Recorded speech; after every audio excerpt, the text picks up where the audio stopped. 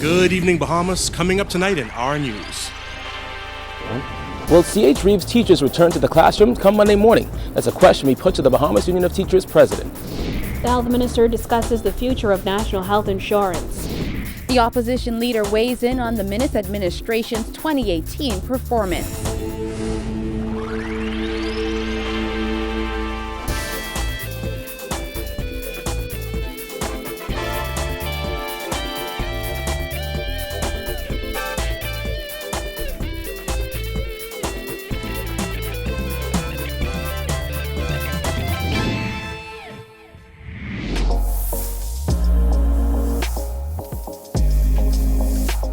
Our news is brought to you by Alive.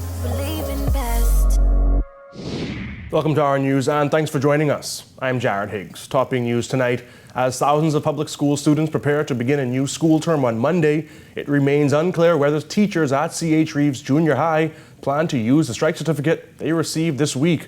Bahamas Union of Teachers President Belinda Wilson says those teachers have still not gotten what they've asked for. She spoke with Kyle Joaquin. Things should be very interesting here on the campus of C.H. Reeves Junior High School come Monday morning as students prepare to return to the classrooms. But who is going to teach them? The Bahamas Union of Teachers president not making any promises as it stands. If the Ministry and the Department of Education does not provide for us by Monday morning that they have done all of the things that we have requested and they have agreed to do, then we may have no other choice but to invoke our right to strike. The Teachers Union president said after taking the strike vote at the beginning of December and even sitting in waiting for the issues to be fixed, working conditions for the teachers at this junior high school have still not improved. She's talking mold, rodents, and water leakages among other things that have made it more than uncomfortable for educators there as well as students. So here's what she says will happen come Monday morning as students return for the new school term. We are civilized, we are reasonable. So Monday, our teachers will go to school. And remember now, the classrooms has teachers assigned to them. So each teacher would be able to say whether they are able to access their classroom, whether their classroom is clean, sanitized, and ready for them to occupy. And we will be able to say whether the new building has the furniture, desk, and chairs for the children and the teachers. Education Minister Jeff Lloyd told the Nassau Guardian yesterday that he questions whether the BUT is serious about resolving the issues at the school. He said an assessment of the mold was conducted and the Ministry of Education expected to have the results sometime today. What the minister needs to do is stop giving erroneous information, give us the documentation that proves, as he said, everything was done. So give us the documentation that proves that everything was done. And he can meet me actually at C.H. Reeves. He can invite me to C.H. Reeves along with my union representatives at C.H. Reeves Monday morning to show us, and we can tick off everything. But as uncertainty lingers over whether those teachers will return to the classrooms, we asked Wilson, what about the students? What I say to the parents is that we expect for the parents to join the teachers and the Bahamas Union of Teachers executives in standing up for their children. And that's a question I have. Where are the parents? Where is the PTA? Where are the parents whose children are going into these unsanitary, unhealthy environments for learning? Teachers are expected to be signed in by 8:45 Monday morning. For our news, I'm Kyle Joaquin. Another delay in the relocation of the General Post Office to Town Center Mall isn't sitting well with the leader of the Bahamas Public Services Union. Minister of Transport Renward Wells revealed that several issues have contributed to the delays. Meanwhile, the BPSU president says he's been left in the dark.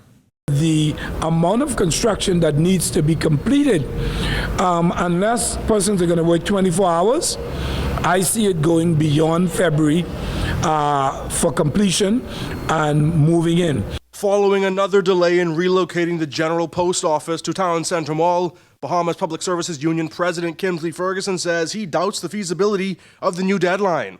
This as he questioned why he was left in the dark on the new date. These persons in the post office are our constituents that we represent.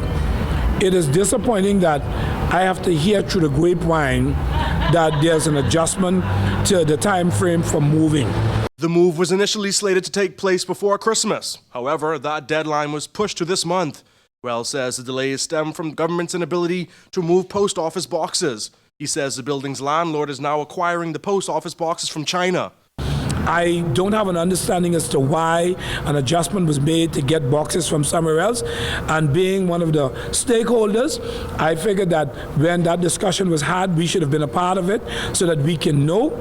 It makes me feel very, very, very funny to have to be speculating in the media as to why what is taking place when there's supposed to be a partnership here. Back in October, government announced that it would relocate the General Post Office from East Hill Street to Town Centre Mall. The decision was met with criticism from both opposition and government MPs who said the move represents a conflict of interest. The post office is owned by Cabinet Minister Brent Simonet and his brother. I'm a person that plagues with sinus, and I've been having a battle. I've been having challenges, and it's not conducive to my health. Air conditioning problems and the presence of mold have been the reality for post office workers for several years. Glenda Cooper is one of those workers. The conditions is deplorable. We work in conditions that is not suited for us, you understand, and I would hope the government take it seriously because we really, really need, for health purposes, for something to be done. There's a lot of pests in the building, We wanted to get where we can breathe better and stuff, And according to Ferguson, the East Hill Street Post Office isn't the only mail facility experiencing challenges. Cable Beach, the air conditioner has been off there since they moved back in.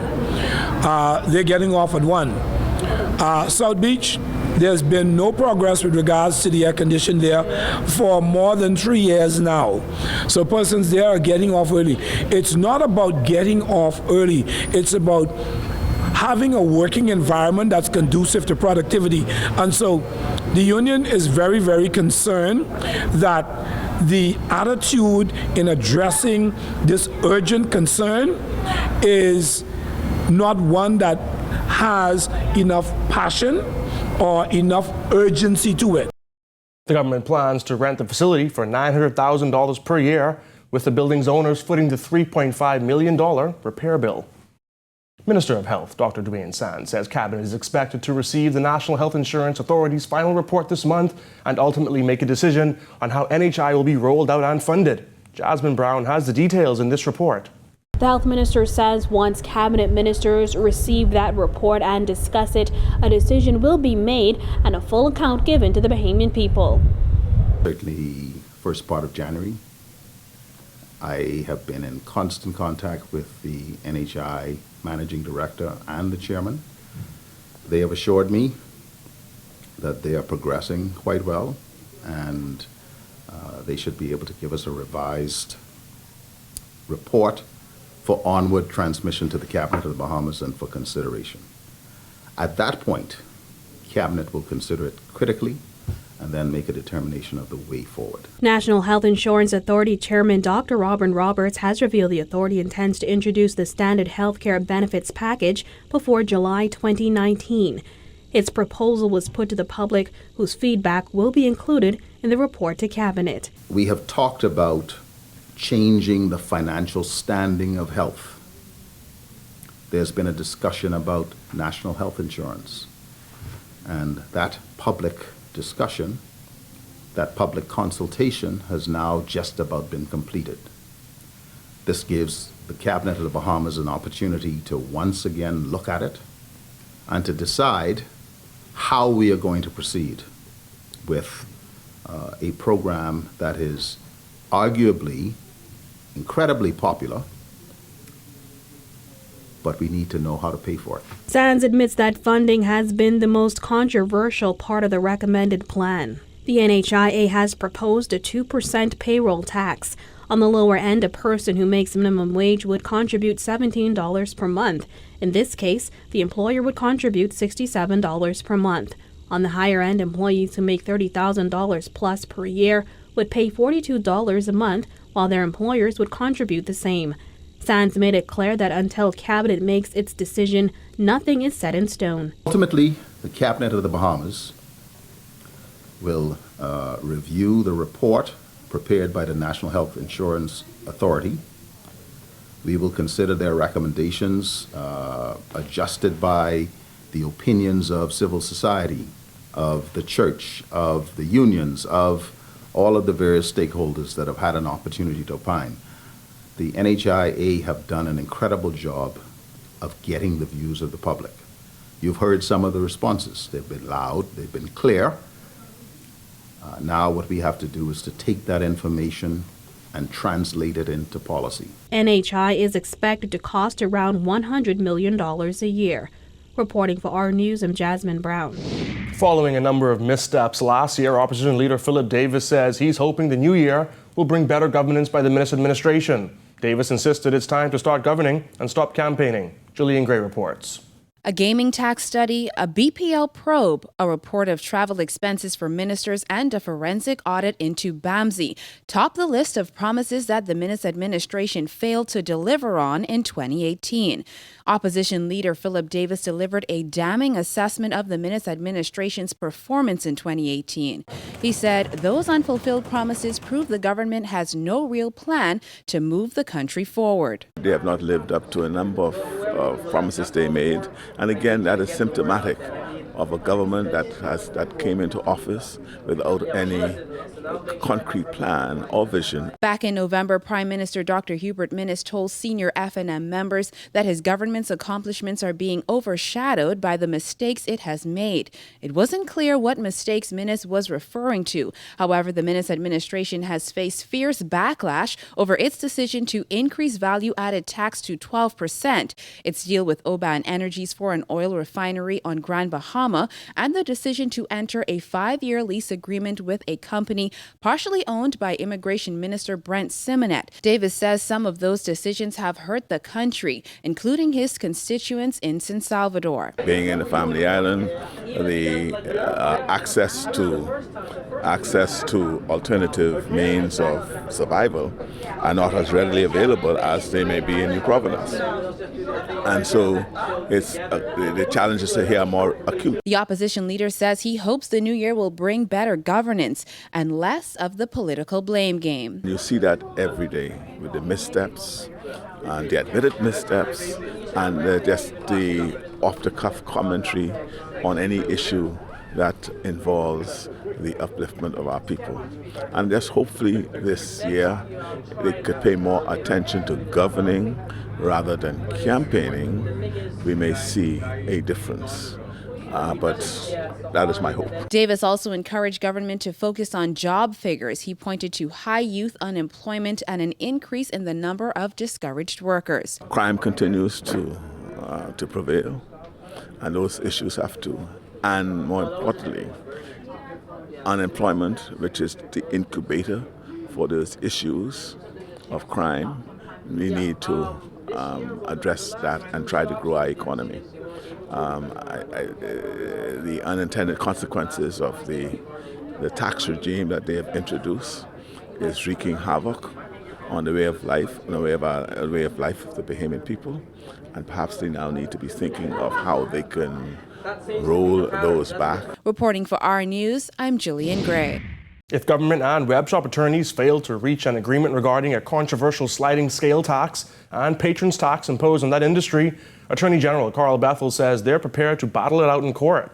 His comments come weeks after the two sides met to put their positions on the matter on the table. I don't like to talk about matters that are presently active, but I will say this, that we are ready to go to court at the drop of a hat. And they will know what I mean when I say that. We've had discussions, but I have said what I said just now. I'm ready, my lawyers are ready to go to court at the drop of a hat. That is where we are right now. In August, web shop operators filed an application in the Supreme Court seeking leave for judicial review of the new gaming taxes. They also sought an injunction against the taxes. In the meantime, government has agreed not to impose the tax hikes. Attorney Wayne Monroe, QC, who represents Island Game, A Sure Win, and Paradise Games, and Alfred Sayers, QC, who represents Island Luck, met with Bethel and his team of senior technical advisors from the Office of the Attorney General last month. Monroe said they made some progress, but it is a given that his clients will continue their court action against the government. Police on Grand Bahama are investigating the death of a man who was found unresponsive on Deadman's Reef Beach today. According to reports, the man was snorkeling this afternoon when he reportedly began experiencing difficulties. He was later discovered unresponsive. EMS personnel and a doctor from the West End Community Clinic were called to the scene where they pronounced him dead. When our news comes back from the break, the BPL union raises concerns over solar energy plans, plus the Marijuana Commission's report expected by April. Stay tuned.